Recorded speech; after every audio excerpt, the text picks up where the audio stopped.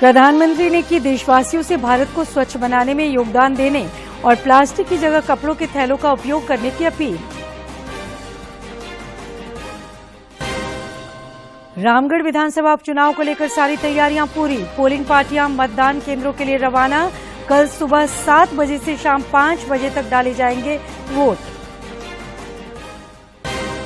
झारखंड विधानसभा का बजट सत्र राज्यपाल के अभिभाषण से कल होगा शुरू। 3 मार्च को पेश किया जाएगा बजट।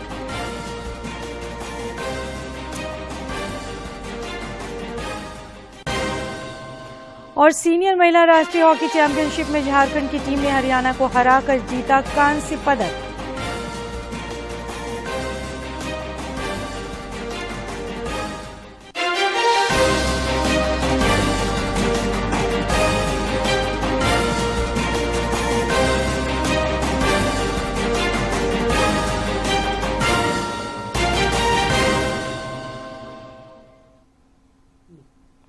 नमस्कार, खबरें झारखंड में आपका स्वागत है। खबरों के साथ मैं हूं सरोज झा और अब खबरें विस्तार से। प्रधानमंत्री नरेंद्र मोदी ने देशवासियों से भारत को स्वच्छ बनाने में योगदान करने और प्लास्टिक की जगह कपड़ों की थैलों का इस्तेमाल करने की अपील की है। आज आकाशवाणी से मन की बात कार्यक्रम की 98वीं कड़ी में उन्होंने कहा कि स्वच्छ भारत अभियान ने देश में जन भागीदारी के मायने बदल दिए हैं। प्रधानमंत्री ने डिजिटल इंडिया की भी चर्चा की। उन्होंने इस बात पर प्रसन्नता व्यक्त करते हुए कहा कि ई संजीवनी ऐप पर इलाज के लिए परामर्श मांगने वालों की संख्या 10 करोड़ को पार कर गई है। तेजी से आगे बढ़ते हमारे देश में डिजिटल इंडिया की ताकत कोने कोने में दिख रही है। डिजिटल इंडिया की शक्ति को घर घर पहुंचाने में अलग अलग ऐप्स की बड़ी भूमिका होती है। ऐसा ही एक ऐप है ई संजीवनी। इस ऐप से टेली कंसल्टेशन यानी दूर बैठे वीडियो कॉन्फ्रेंस के माध्यम से डॉक्टर से अपनी बीमारी के बारे में सलाह कर सकते हैं। इस ऐप का उपयोग करके अब तक टेली कंसल्टेशन करने वालों की संख्या 10 करोड़ के आंकड़े को पार कर गई है।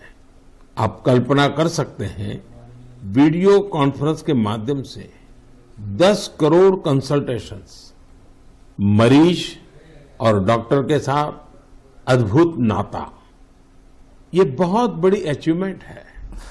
प्रधानमंत्री ने ई संजीवनी सेवा में लगे सिक्किम के चिकित्सक डॉक्टर मदन मणि और इस सेवा से लाभ लेने वाले मदन मोहन जी से इस सेवा को लेकर विस्तार से चर्चा की। प्रधानमंत्री ने दोनों से बात कर उनके अनुभव पूछे और इस सेवा के फायदों को और लोगों तक पहुंचाने का अनुरोध किया। प्रधानमंत्री ने कहा कि ई संजीवनी से अभी तक 10 करोड़ से अधिक लोग स्वास्थ्य लाभ ले चुके हैं और एक नई क्रांति के सूत्रधार बन रहे हैं। इस संबंध में प्रधानमंत्री ने हाल ही में भारत और सिंगापुर के बीच यूपीआई के जरिए डिजिटल पेमेंट की सुविधा की शुरुआत का भी जिक्र किया और कहा कि यह भारत के लोगों को टेक्नोलॉजी को अपनाने की अद्भुत क्षमता का उदाहरण है। Bureau report, DD news. प्रधानमंत्री के मन की बात कार्यक्रम को झारखंड में भी लोगों ने पूरी गंभीरता के साथ सुना। कोडरमा जिले में केंद्रीय शिक्षा राज्य मंत्री अन्नपूर्णा देवी और विधायक नीरा यादव के अलावा बड़ी संख्या में महिलाओं ने प्रधानमंत्री को संजीदगी के साथ सुना। हमारे समाचार संपादक ने इन महिलाओं से बातचीत भी की था और यहाँ पर सुखाड़ की स्थिति भी हुआ करती थी, लेकिन आज ये गांव जो है वो स्वावलंबी गांव बना है। और ये जो महिलाएं यहाँ पर जो ये महिलाएं आपको हम दिखा रहे हैं, जो महिला शक्ति जो है जिसकी प्रधानमंत्री नरेंद्र मोदी लगातार बात करते हैं कि महिलाएं किस तरीके से देश की तस्वीर और तकदीर बदल रही है, उसकी झलक इस गाँव में देखने को मिलती है। और इन महिलाओं ने यहाँ पर स्वच्छता की मिसाल कायम की है। साथ ही साथ जो ट्रेंच कहते हैं, कभी ये इलाका सुखाड़ का इलाका होता था, लेकिन आज इस इलाके में हरियाली है, जगह जगह पर पानी का इंतजाम किया गया है। और यहाँ महज पहले कुछ 2-4-5 एकड़ में खेती होती थी, लेकिन आज यहाँ पर सैकड़ों एकड़ में खेती होती है और यहाँ की महिलाएं जो है वो स्वावलंबी बन रही है। देखिए महिलाएं किस तरीके से यहाँ इन लोगों ने जो वृक्ष लगाए हैं, इसका भी इन लोगों ने खुद यहाँ पर ये जो मेड़ है और दूसरी तरह की जो चीजें हैं वो खुद तैयार की है। हमारे साथ यहाँ के कुछ लोग हैं, स्थानीय जनप्रतिनिधि हैं। मैम, किस तरीके से प्रधानमंत्री जी की बात आपको प्रेरित करती है? देखिए, सबसे पहले तो माननीय प्रधानमंत्री जी के प्रति आभार व्यक्त करते हैं और साथ ही साथ आज जिस स्थान पे हम सभी खड़े हैं लक्ष्मीपुर गांव में, आपने जैसा पहले ही कहा कि बहुत ये सुदूरवर्ती गांव है और पहले उग्रवादी हुआ करता था, लेकिन आज माननीय प्रधानमंत्री जी के माध्यम से जो उनका जो संदेश है, लोग इतने प्रभावित हुए हैं कि आज ग्रामीण मिलकर इस गांव को स्वच्छ, आप देख रहे होंगे कि पूरी स्वच्छता है गांव में। वृक्षारोपण ग्रामीणों ने खुद किया। स्कूल में आपने देखा कि जो वृक्ष लगाए हैं, वृक्ष के चारों ओर उसका घेराव उन्होंने खुद किया। इसके साथ ही साथ कैसे वर्षा के जल का संचय कर। प्रधानमंत्री नरेंद्र मोदी ने आज उत्तर प्रदेश सरकार के रोजगार मेले को वीडियो संदेश के जरिए संबोधित किया। श्री मोदी ने कहा कि डबल इंजन की सरकार राज्य में विकास परियोजनाओं को उच्च प्राथमिकता दे रही है।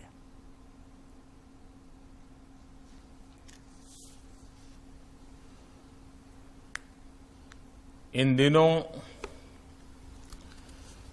रोजगार मेला ये मेरे लिए एक विशेष कार्यक्रम बन गया है। पिछले कई महीनों से मैं देख रहा हूं कि हर सप्ताह बीजेपी शासित किसी न किसी राज्य में रोजगार मेले हो रहे हैं। हजारों नौजवानों को रोजगार के लिए नियुक्ति पत्र दिए जा रहे हैं और मेरा सद्भाग्य है कि मुझे उसमें साक्षी बनने का अवसर मिल रहा है। ये प्रतिभाशाली युवा सरकारी सिस्टम में नए विचार लेकर के आ रहे हैं, एफिशिएंसी बढ़ाने में मदद कर रहे हैं। साथियों, उत्तर प्रदेश में आयोजित आज के रोजगार मेले का विशेष महत्व है। ये रोजगार मेला 9,000 परिवारों के लिए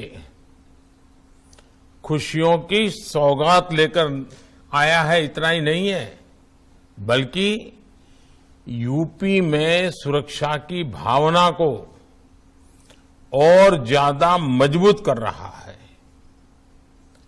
नई भर्तियों से उत्तर प्रदेश पुलिस बल ज्यादा सशक्त होगा और बेहतर होगा।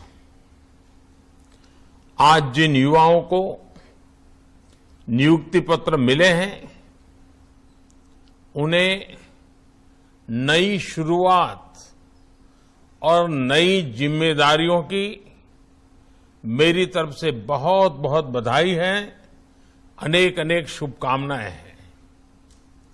मुझे बताया गया है कि 2017 से जब से भाजपा सरकार आई है, अब तक यूपी पुलिस में 1.5 लाख से ज्यादा नई नियुक्तियां हुई हैं, अकेले एक डिपार्टमेंट में।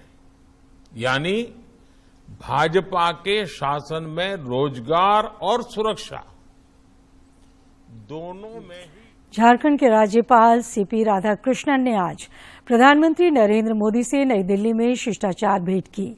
इस दौरान राज्यपाल ने राज्य के विकास से संबंधित विभिन्न विषयों से प्रधानमंत्री से चर्चा की।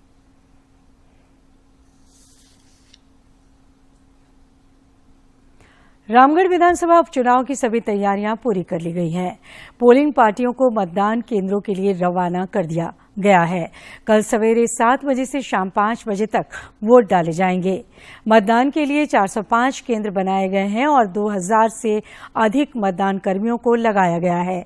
संवेदनशील बूथों पर अतिरिक्त सुरक्षा बलों की तैनाती की गई है।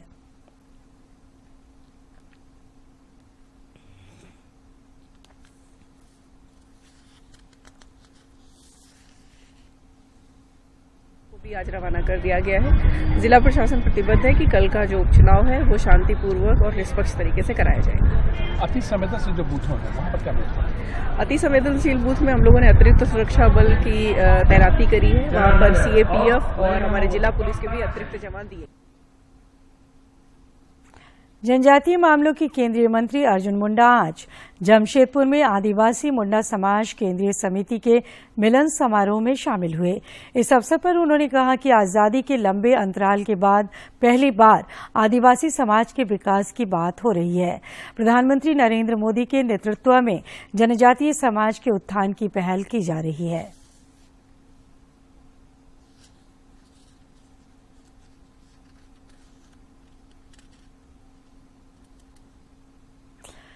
रांची के सांसद संजय सेठ की अनुशंसा पर मुख्यमंत्री राहत कोष से रांची के 10 नागरिकों को असाध्य रोग से उपचार के लिए 8 लाख रुपए की राशि प्रदान की गई है। इस कार्य के लिए सांसद ने मुख्यमंत्री के प्रति आभार जताया है। राज्य के शिक्षा और उत्पाद मंत्री जगन्नाथ महतो ने आज गिरिडीह जिले में डुमरी और बगोदर के 1 दर्जन गांवों को जोड़ने वाली खरियो नदी पर पुल का शिलान्यास किया। लगभग 5 करोड़ रुपए की लागत से बनने वाले इस पुल से आवागमन की सुविधा सरल होगी। इस मौके पर पत्रकारों से बातचीत करते हुए श्री महतो ने कहा कि सरकार राज्य के विकास के लिए प्रतिबद्ध है। एक सवाल के जवाब में उन्होंने कहा कि सरकार उत्पाद नीति के तहत राजस्व लक्ष्य हासिल करने को लेकर गंभीर है।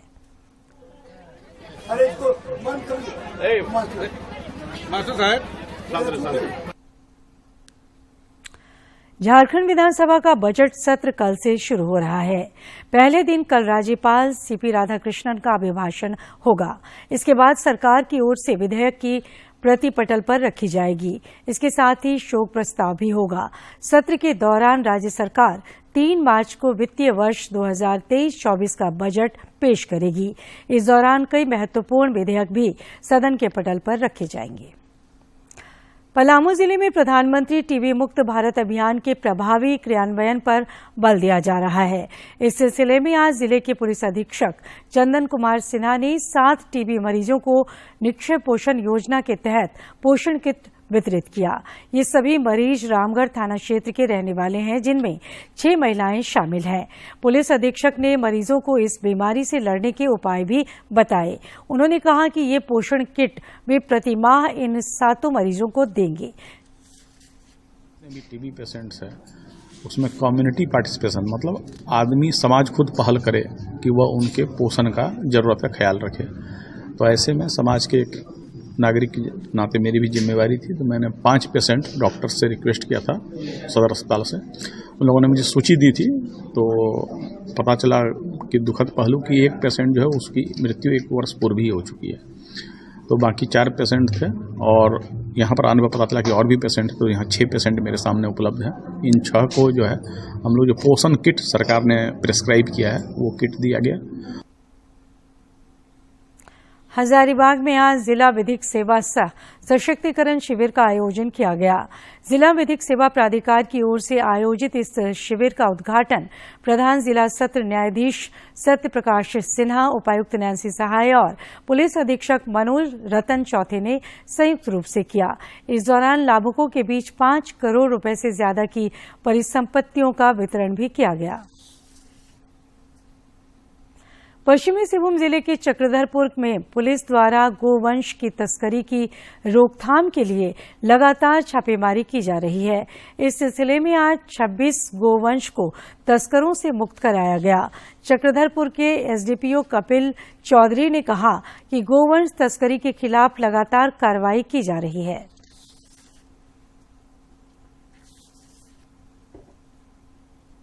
कुछ हमें सूचना प्राप्त हुई थी कि कुछ लोग ऐसे यहाँ पे व्यापार करते हैं जो गोवंश का हत्या के लिए। इस संबंध में पहले भी एक केस अभी चक्रधरपुर थाने में रजिस्टर हुआ है, जिसमें कुछ लगभग 100 के ऊपर पशु हमने जब्त किए थे। उसके पश्चात फिर आज सुबह फिर एक सूचना प्राप्त हुई जिसमें कि पता चला कि कुछ लोग ये अवैध व्यापार फिर से कर रहे हैं। तो उसके लिए तुरंत छापामारी करके थाना प्रभारी चक्रधरपुर के द्वारा उन 13 जोड़ा बैल को जब्त किया गया है, उनको लाके थाने में रखा गया है। और इस संबंध में थाना पलामू जिले के नवाब बाजार थाना क्षेत्र से पुलिस ने 850 ग्राम गांजे के साथ 2 तस्करों को गिरफ्तार किया है। तस्करों के पास से 4 बोरे में गांजा के हरे पौधे भी मिले हैं। विश्रामपुर के एसडीपीओ सुरजीत कुमार ने बताया कि नवाब बाजार थाना क्षेत्र में अवैध रूप से गांजे की खेती और बिक्री की सूचना पर यह कार्रवाई की गई।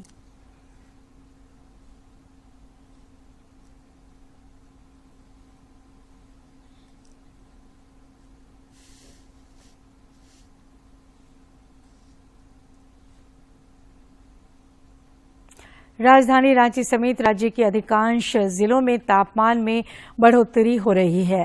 रांची स्थित मौसम विज्ञान केंद्र ने पूर्वानुमान में बताया है कि अगले 2 दिनों तक राज्य के तापमान में बड़े बदलाव की संभावना नहीं है। हालांकि इसके बाद तापमान में 2 से 3 डिग्री सेल्सियस की वृद्धि संभव है।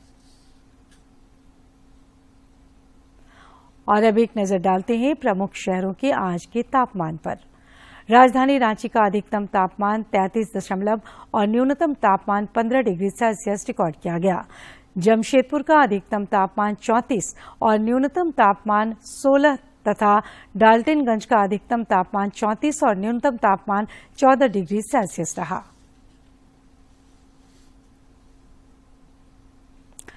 आंध्र प्रदेश के काकीनाडा में आयोजित 13वीं हॉकी इंडिया सीनियर महिला राष्ट्रीय हॉकी चैंपियनशिप में आज तीसरे और चौथे स्थान के लिए खेले गए मैच में हॉकी झारखंड की टीम ने अपने चिर प्रतिद्वंदी हरियाणा को 2-0 के अंतर से पराजित कर दिया। इसके साथ ही झारखंड की टीम ने कांस्य पदक भी अपनी झोली में डाल ली। झारखंड की ओर से रोशनी डुंगडुंग और रेशमा सोरेंग ने एक-एक गोल किए। जमशेदपुर में आज राइफल क्लब के सहयोग से प्रेस क्लब ने शूटिंग प्रतियोगिता का आयोजन किया। इस प्रतियोगिता में प्रेस क्लब के सदस्यों ने हिस्सा लिया।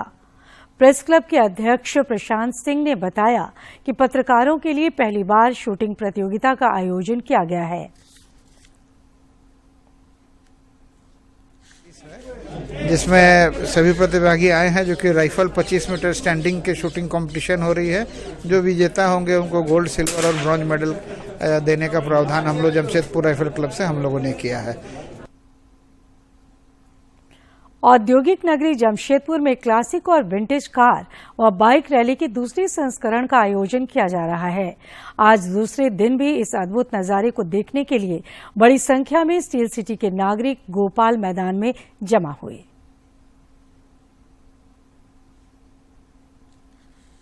क्लासिक और विंटेज कार व बाइक रैली में 1926 से 1983 के बीच के वाहन प्रदर्शित किए गए।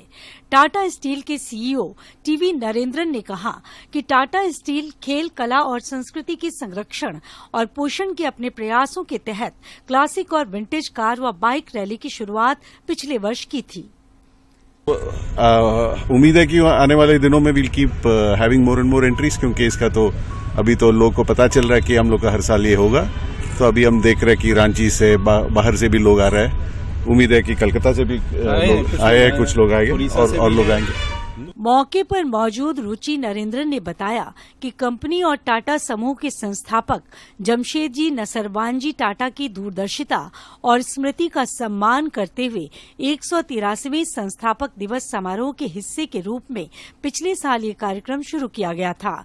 पिछले साल की तुलना में इस साल अधिक वाहन शामिल हुए हैं। फ्लावर शो हो, डॉग शो हो, रैली, मार्च तक हमारा कार्यक्रम चलता रहता है और उसी कार्यक्रम में ऑटोमोबाइल शो भी एक ऐसा ही है, रैली में भाग ले रहे प्रतिभागी भी कार्यक्रम के दौरान काफी उत्साहित दिखे। कुछ खास किस्म की गाड़ियां कार्यक्रम के दौरान आकर्षण का केंद्र रहे। किसी कबाड़ी वाला से मैंने खरीदा था और इसको फिर रिस्टोर्ड मैंने किया। इस ओरिजिनल कंडीशन में इसको लाने का मैंने कोशिश किया। एक्सेलसियर वेल बाइक है। ये 1942 में डिजाइन की गई और बनाई गई थी सेकेंड वर्ल्ड वॉर के लिए। मेड इन इंग्लैंड है कम्प्लीटली। ये फोल्डिंग बाइक है। ये इसका हैंडल फोल्ड होता है, सीट फोल्ड होती है और एक पैराट्रूपर्स के लिए बनाई गई थी ताकि वो हवाई जहाज से लेकर इसे कूद सके पैराशूट की मदद से और बैटलफील्ड पे जा सके। इस वर्ष भाग लेने वाला सबसे पुराना वाहन 1926 का ऑस्टिन 7 कार रहा, जिसे क्लासिक और विंटेज वाहन के शौकीन लोगों के बीच बेबी ऑस्टिन के रूप में भी जाना जाता है।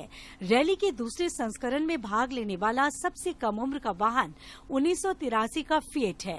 रैली में केवल जमशेदपुर के ही नहीं बल्कि रांची, चाईबासा, कोलकाता, बड़ा जामदा और क्योंझर सहित झारखंड, ओडिशा और पश्चिम बंगाल राज्यों के भी वाहन शामिल हुए।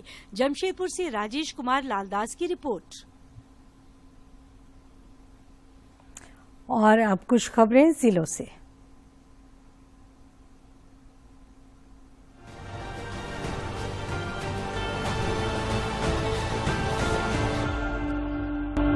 पलामू जिले के नीलांबर पीताम्बरपुर प्रखंड के ओरिया कला गांव में राष्ट्रीय बौद्ध महासभा और बौद्ध विचार मंच की ओर से एक विशेष कार्यक्रम का आयोजन किया गया। कार्यक्रम में पांकी के भाजपा विधायक कुशवाहा डॉक्टर शशि भूषण मेहता और डाल्टनगंज के विधायक आलोक चौरसिया शामिल हुए। गोड्डा जिला लोकल बॉडीज एम्प्लॉयज फेडरेशन की ओर से आज चतुर्थ जिला सम्मेलन आयोजित किया गया। सम्मेलन में फेडरेशन के प्रदेश अध्यक्ष अशोक सिंह ने भी भाग लिया। उन्होंने अपने हक और अधिकार के लिए आंदोलन करते रहने की बात कही। सम्मेलन में बड़ी संख्या में गोड्डा जिला परिषद क्षेत्र और बाहर से आए सफाई कर्मी मौजूद थे। रांची रेलवे स्टेशन पर होली त्योहार के मद्देनजर हर जगह चेकिंग अभियान चलाया जा रहा है। इस कड़ी में आज प्लेटफॉर्म नंबर 1 से जीआरपी एवं आरपीएफ ने संयुक्त अभियान चलाकर रांची से दिल्ली जाने वाली गाड़ी से 2 गांजा तस्करों को कुल 17 केजी गांजा के साथ गिरफ्तार किया गया। राजधानी रांची में किसी भी तरह के मार्केट या भवन में कारोबार करने के लिए ट्रेड लाइसेंस लेना जरूरी है, लेकिन नगर निगम की ओर से नोटिस जारी किए जाने के बाद भी दुकानदार और भवन मालिक गंभीर नहीं है। ऐसे लोगों से निपटने को लेकर रांची नगर निगम सख्त हो गया है। अब जिन दुकानदारों के पास ट्रेड लाइसेंस नहीं होगा, उनके कैंपस को सील कर दिया जाएगा। पाकुड़ जिले में अवैध शराब ले जाने वाले गिरोह का उद्भेदन करने में रेल सुरक्षा बल ने सफलता पाई है। कार्रवाई में लाखों रुपए के विदेशी एवं देशी शराब के साथ 3 शराब तस्करों को गिरफ्तार किया है। शराब तस्कर पश्चिम बंगाल के मोरारोई स्टेशन पर रामपुर हाट गया पैसेंजर ट्रेन की बोगी में भारी मात्रा में शराब बोरी एवं पेटी में भरकर ला रहे हैं। पूर्वी सिंहभूम में जिला विधिक सेवा प्राधिकार के तत्वावधान में स्थानीय सिविल कोर्ट परिसर में मासिक लोक अदालत का आयोजन किया गया। इस दौरान गठित 9 बेंचों ने 279 मामलों की सुनवाई करते हुए कुल 120 मुद्दों का सफल निष्पादन किया। साथ ही 18,20,100 रुपए की राशि का समायोजन भी हुआ। 13 मार्च से रांची में all India public secretary T20 cricket tournament होगा। इसमें 16 टीमें भाग लेंगी। इसके लिए कोल इंडिया क्रिकेट टीम की घोषणा भी कर दी गई है। टीम के कप्तान प्रकाश गहलोत बनाए गए हैं। Master athletics association of Jharkhand के सचिव SK तोमर के नेतृत्व में मास्टर एथलीटों के एक प्रतिनिधि मंडल ने खेल निदेशक सरोजनी लकड़ा से उनके रांची स्थित कार्यालय में औपचारिक मुलाकात की। मौके पर खेल निदेशक सरोजनी लकड़ा ने विजयी मास्टर एथलीटों का अभिनंदन किया और उनके द्वारा अर्जित उपलब्धियों के लिए बधाई दी।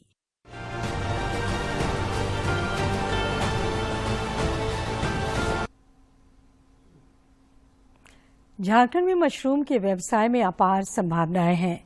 रांची के एक युवक ने मशरूम का उत्पादन और इसकी प्रोसेसिंग के जरिए न सिर्फ अपना भविष्य संवारा है, बल्कि आज कई दूसरे लोगों को रोजगार दे रहे हैं। के जो ये स्मार्ट बाजार हैं, ये सब सारी चीज़ें हैं, लोकल मार्केट है, यहाँ महिलाएं लेकर के जाती हैं, वहाँ पे बेचती हैं। रिलायंस मार्ट है, इन सब में भी माल हमारा जाता है। बढ़े, आगे से आगे बढ़े, जो कि हमारा मालिक को नाम हो इस बिजनेस में।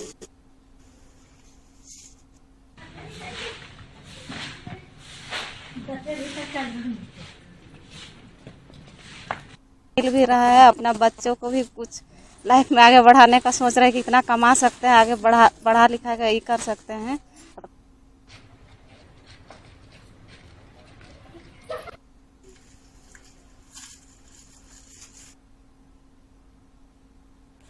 खूंटी जिले में असंगठित क्षेत्र के मजदूरों के निबंधन के लिए विशेष पहल की जा रही है। इस सिलसिले में श्रम नियोजन प्रशिक्षण और कौशल विकास विभाग की सामाजिक सुरक्षा योजना के तहत जागरूकता कार्यशाला का आयोजन किया गया।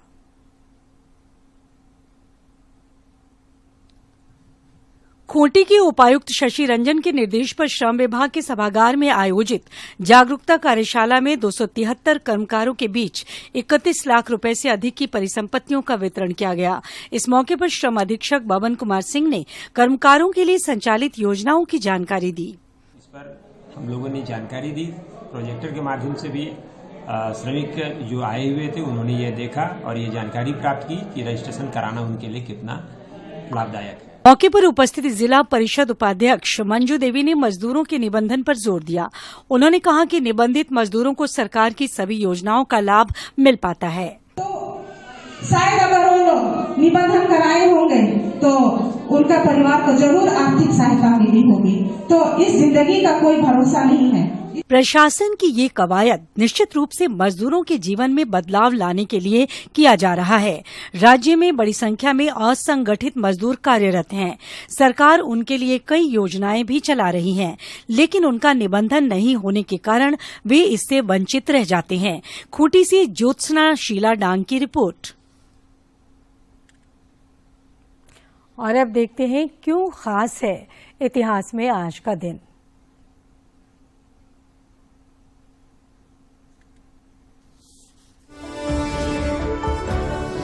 26 फरवरी साल 1966 को विनायक दामोदर सावरकर का निधन हुआ।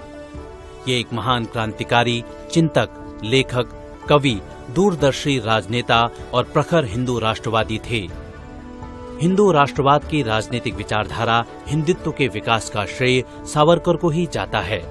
सावरकर प्रगतिशील विचारों वाले व्यक्ति थे जो धर्मों में पसरे रूढ़िवाद के कट्टर विरोधी थे।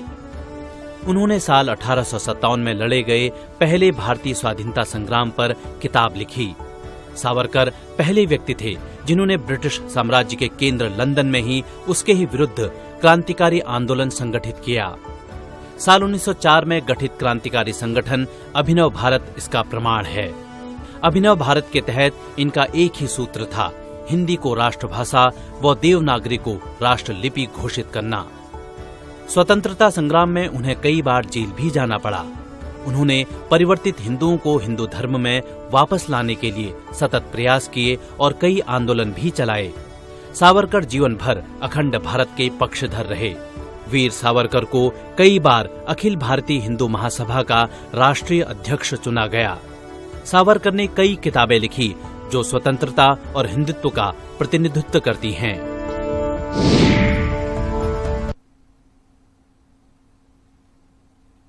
और अब लिए चलते हैं आपको सेहत के सेगमेंट में।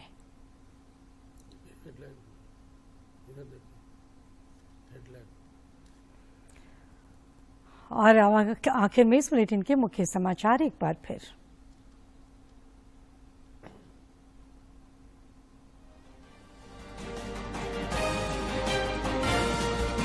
प्रधानमंत्री ने दी देशवासियों से भारत को स्वच्छ बनाने में योगदान देने और प्लास्टिक की जगह कपड़ों के थैलों का उपयोग करने की अपील। रामगढ़ विधानसभा उपचुनाव को लेकर सारी तैयारियां पूरी। पोलिंग पार्टियां मतदान केंद्रों के लिए रवाना। कल सुबह 7 बजे से शाम 5 बजे तक डाले जाएंगे वोट। झारखंड विधानसभा का बजट सत्र राज्यपाल के अभिभाषण से कल होगा शुरू। 3 मार्च को पेश किया जाएगा बजट।